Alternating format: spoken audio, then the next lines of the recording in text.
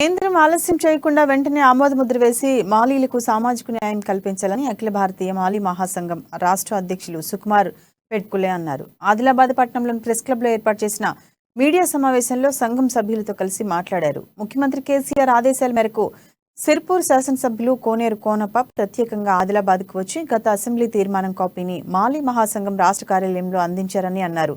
మాలీలది సామాజిక సమస్యని గత 22 సంవత్సరాలుగా ఎస్టీ హోదా కోసం పోరాటాలు చేస్తున్నామని అన్నారు. రాబోయే ఎన్నికలలోపే మాలీలకు ఎస్టీ హోదా కల్పించి న్యాయం చేయాలని కోరారు. ఇకనైనా గిరిజన జనాభాకు అనుగుణంగా గిరిజన రిజర్వేషన్లను మాలీలతో కలిపి 10% పెంచాలని డిమాండ్ చేశారు.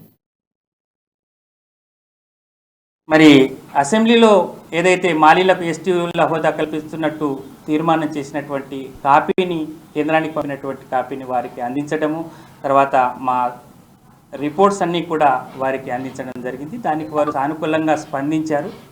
మేము కేంద్ర ప్రభుత్వానికి ఒకటే కోరుతున్నాము, ఈ ఎన్నికల లోపు మీరు కూడా గతంలో ఏదైతే హామీ ఇచ్చి ఉన్నారో మంత్రి కిషన్ రెడ్డి గారు కావచ్చు, జిల్లా